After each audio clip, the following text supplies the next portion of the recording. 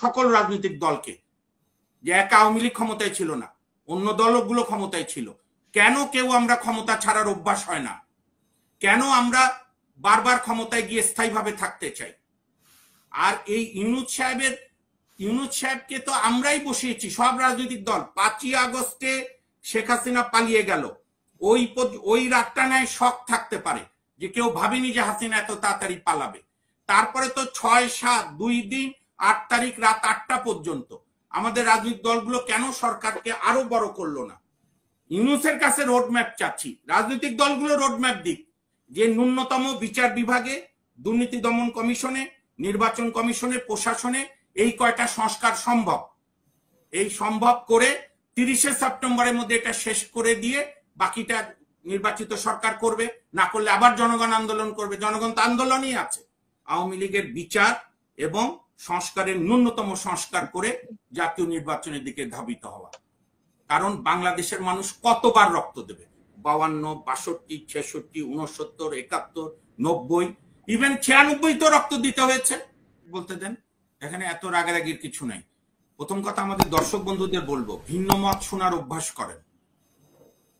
এখানে কেউ যদি কাউকে আপনার তার বক্তব্য পছন্দ না হয়, এটাই গণতন্ত্র, এই সহ্য শক্তিগুলো হন। হাসিনা আক্তার আপনার আগের টকশোয় বিএনপি দুজন, আমি বিএনপি সম্পর্কে মন্তব্য করেছি, আমাকে মহাজ্ঞানী বলেছে এবং তারপর উল্টো পাল্টা প্রশ্ন করেছে। এই যে সহ্য বোধগুলো আমাদের আনতে হবে এবং বেশি করে আনতে হবে রাজনৈতিক ব্যক্তিত্বদের। পরের মত শুনতে হবে, পরের বক্তব্য শুনতে হবে।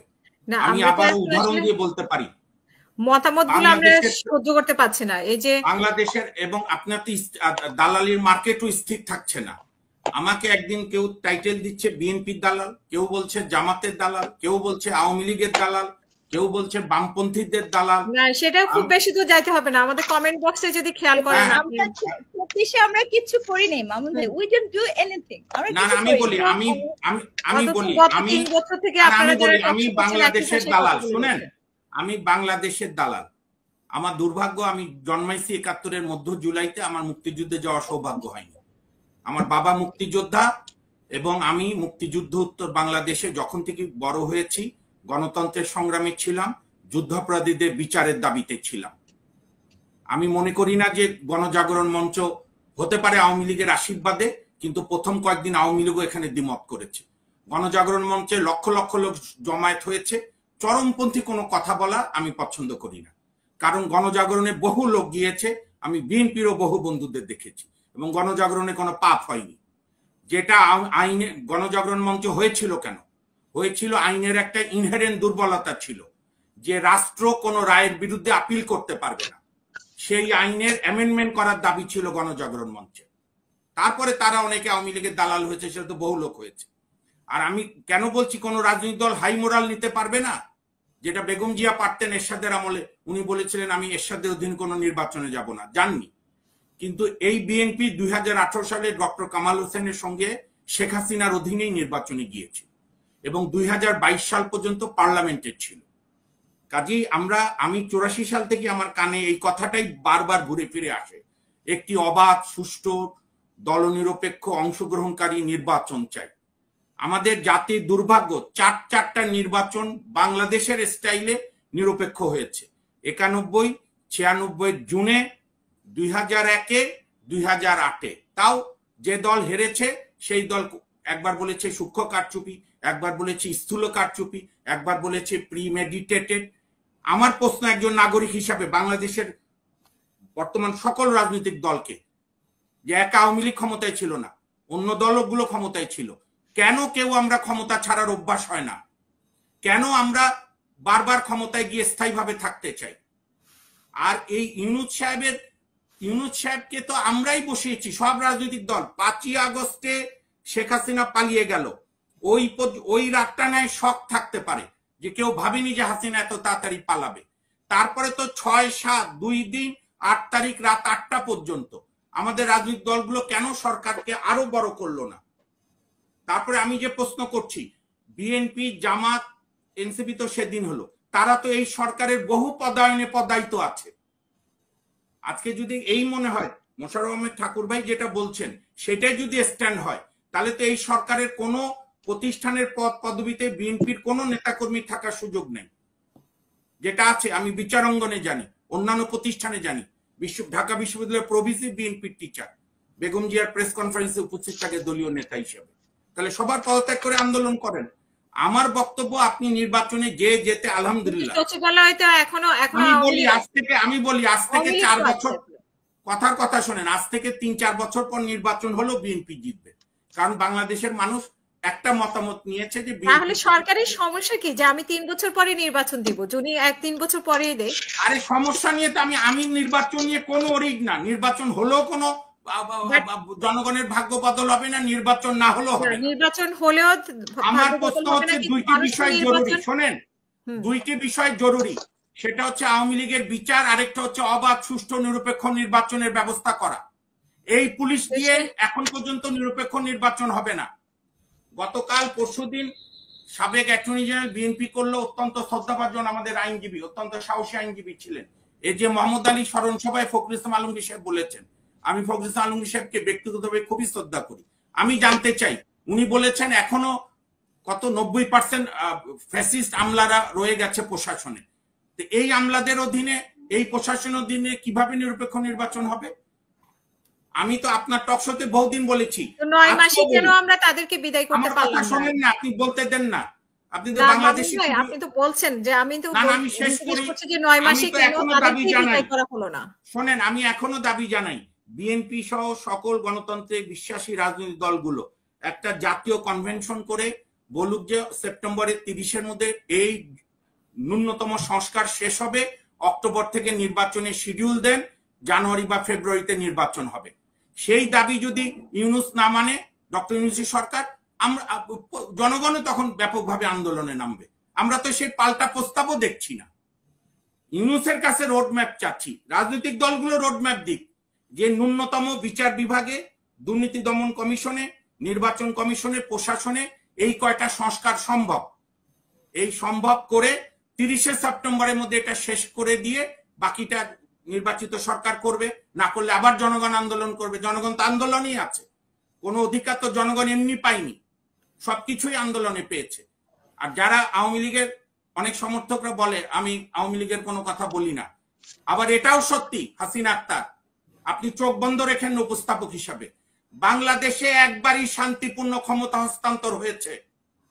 সেটা হয়েছে 2001-এ শেখ হাসিনা লতিফুর রহমানের কাছে হস্তান্তর করেছে।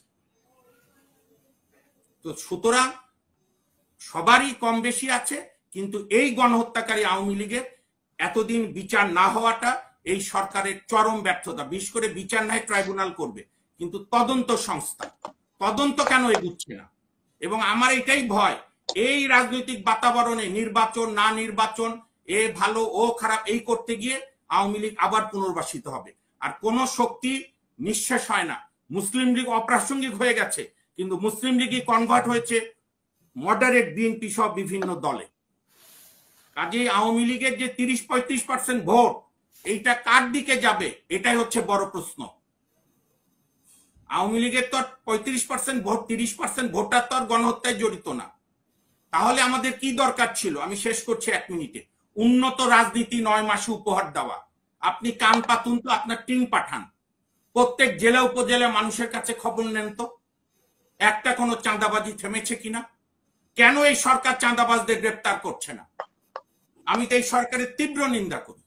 কেন কেন আমাদের রাজনৈতিক দলগুলো উন্নত রাজনীতি উপহার দিতে পারছে না? মানুষ তো এখন মিলাচ্ছে, যে আগে এক জায়গায় চাঁদা দিত, তো এখন 2-3 জায়গায় দিতে হচ্ছে। ঘাট, হাট, বন্দর, নদী, সাগর, স্কুল, কলেজ, কেন? কাজেই আমাদের, আমি তো আশা করব বিএনপি এত বড় রাজনৈতিক দল এবং একটি শক্তিশালী জনসমর্থন পুষ্ট, বিএনপি সব দলকে সাথে নিয়ে, যারা আসবে আসবে, যারা আসবে না আসবে না, তাদেরকে নিয়ে একটা কনভেনশন করে, বিএনপি তো প্রস্তুতি দীর্ঘদিনের, আগামী 15ই মের মধ্যে কনভেনশন করে বলে দিক যে সেপ্টেম্বর 30-এর মধ্যে এই সংস্কারটুকু করে আপনি নির্বাচনের তফসিল ঘোষণার জন্য নির্বাচন কমিশনকে বলুন। জাতীয় সংসদ নির্বাচন 3 মাস সময় লাগে, নির্বাচনের 4 মাস বোধহয়, যাই হোক জানুয়ারি বা ফেব্রুয়ারির মধ্যে নির্বাচনের তারিখ দেন, না হলে আমরা জনগণকে নিয়ে আন্দোলনে নামবো। আপনি পজিটিভ রাজনীতির দিকে এগুন। এটাই হচ্ছে আমার বক্তব্য। এবং বিচার সবাই আমরা বলছি কোনো প্রতিষ্ঠান হাসিনা রাখেনি, এটাই সত্যি। তাহলে সেই সংস্কারগুলোর ক্ষেত্রে আমরা অমনোযোগী কেন? আমরা কেন আইন উপদেষ্টাকে বিএনপি সহ সকল দল দাবি জানায় না যে বিচার বিভাগে এখনো আওয়ামী সুবিধাবদ্ধীরা রয়ে গেছে সব জায়গায়? কেন আওয়ামী লীগের বিরুদ্ধে তদন্ত কাজ আগায় না? আমি হাসিনা আক্তার বহুদিন আপনাকে অনুরোধ করেছি, এটা আপনার ডোমেইনের মধ্যে, আমি ইন্টারফেয়ার করার সুযোগ নাই, যেহেতু আমাদেরকে আপনি সম্মান দেন এই জন্য আমরা কৃতজ্ঞ আপনার কাছে। আপনি বরং এক একদিন আলোচনা করেন আরো বিশিষ্ট ব্যক্তি, যে ডক্টর স্নিগ্ধা সহ মোশাররফ ঠাকুর সহ আরো দল দল বিভিন্ন বুদ্ধিজীবীদের নিয়ে, যে বাংলাদেশের বিচার বিভাগের এই সংস্কারটা 30শে সেপ্টেম্বর আগে সম্ভব কিনা, বিচার বিভাগে প্রশাসনের সম্ভব কিনা, পুলিশে সম্ভব কিনা। শোনেন, আমাদের বিচার ও সংসদ বিচার সংস্কার বিষয়ক কমিশন একটা প্রস্তাব দিয়েছে যে কোন রাজনৈতিক দলের আইনজীবী সংগঠন থাকবে না, কারণ এতে আইনজীবীরা দলবাজি বিভক্ত হয়, কোনো ন্যায় বিচারের পথ হয় না। 1990 সাল পর্যন্ত বাংলাদেশে কোনো রাজনৈতিক দলের আইনজীবী সংগঠন ছিল না, যে কারণে আমরা শামসুল হক চৌধুরীর নেতৃত্বে আমাদের পূর্বসূরীরা অসাধারণ ঐক্যবদ্ধ আন্দোলন করে এরশাদের পতনে একটা বিশাল ভূমিকা ছিল আইনজীবীদের। সেই আইনজীবীদের বিভক্ত করেছে আমাদের রাজনৈতিক দলগুলো। এই যে ডক্টর স্নিগ্ধাদের বিশ্ববিদ্যালয়গুলোতে কি হয়েছে, দুই ভাগে বিভক্ত থাকে। মানুষের অধিকার হরণের প্রশ্নে এক গ্রুপ যায়, এক গ্রুপ যায় না। পৃথিবীর কোন পেশাজীবীদের এত বিভক্তি আমরা দেখি না। আমাদের বড় দুটি রাজনৈতিক দলের বিভক্তিকরণ করেছে। আজকে সেই সংস্কারগুলো নিয়ে আলোচনা করেন।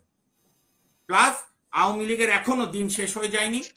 30শে সেপ্টেম্বর মধ্যে বহু বিচার প্রক্রিয়ার কাজ আগানো সম্ভব। এবং আমি আবারও সবাইকে বলবো, আওয়ামী লীগের বিচার এবং সংস্কারের ন্যূনতম সংস্কার করে জাতীয় নির্বাচনের দিকে ধাবিত হওয়া। কারণ বাংলাদেশের মানুষ কতবার রক্ত দেবে? 52, 62, 66, 69, 71, 90, ইভেন 96 তো রক্ত দিতে হয়েছে। বেগম জিয়া তো 96 সালে আওয়ামী লীগকে ডেকে বলতে পারতো যে তোমরা পদত্যাগের আগেই ঠিক আছে কেয়ারটেকার মেনে নিলাম। কারণ বিএনপি তো দেখা গেল 96 নির্বাচনে অস্বাভাবিক ভালো রেজাল্ট করেছে। 1994 সালের সেপ্টেম্বরে আওয়ামী লীগ পদত্যাগ করে বসেছে। আমি বলি, আমি আপনাকে, তার আগে থেকে তারা দাবি করছে, সেই দাবি মেনে নিয়ে নির্বাচন দিলে তো বিএনপি আবারও ক্ষমতায় আসতো। কারণ আমি বললাম 96 সালে ডেকে বসার তো বললে তো হচ্ছে না। আপনার তো 94 সালের সেপ্টেম্বরে সে পদত্যাগ করে বসে আছে। মোশাররফ ভাই, আমরাও তো কিছু পড়াশোনা জানি, হয়তো আপনার মতো ব্যাপক জানি না। না, আমি কি ভুল বলছি? আপনি ভুল বলতে বলেন। আমাকে বলতে দেন, আমি তো আপনার কথার মাঝখানে বলিনি। এটুকু ধৈর্য রাখেন, একটু গণতান্ত্রিক হই আমরা সবাই। আমি বলছি আওয়ামী লীগ পদত্যাগের আগে থেকেই দাবি করছে। আচ্ছা, তাও বাদ দেন, বেগম জিয়াকে তাও আমরা মনে করি সম্মানের সঙ্গে উনি মেনে নিয়েছেন, নির্বাচন দিয়েছে। এবং সেই নির্বাচনে এত কিছুর পরও বিএনপি তো 116টা আসন পেয়েছে, বাংলাদেশ ইতিহাসের সবচেয়ে বড় বিরোধী দল। আমার প্রশ্ন, বিএনপি আওয়ামী লীগ বা কোন দলের ক্ষমতায় থাকা না থাকা নিয়ে আমার কোনো প্রশ্ন নাই। আমি আমার শিশুকাল থেকে আজ অবধি কোনো রাষ্ট্রীয় অনুকল্য নিয়ে চলি না। আমার বক্তব্য, বাংলাদেশের জনগণকে নাগরিক হতে হবে। কোন নেতা নেত্রী কোন পরিবারের দাসত্ব করবে না, নাগরিক থাকতে হবে। আমরা যখনই নাগরিক থেকে দলবাজে পরিণত হই, তখনই কেউ স্বৈরতান্ত্রিক হয়, কেউ ফ্যাসিস্ট হয়।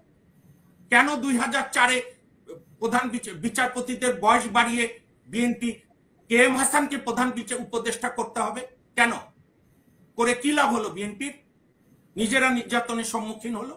কাজী অতীত থেকে উপলব্ধি করে আজকে দ্রুত আমরাই বিএনপি বন্ধুপ্রতিম সংগঠন বাংলাদেশের জনগণের, আমরা বিএনপির সঙ্গে ঐক্যবদ্ধ হয়ে এই সরকার বিগত পলাতক হাসিনা সরকারের বিরুদ্ধে আন্দোলন করেছে।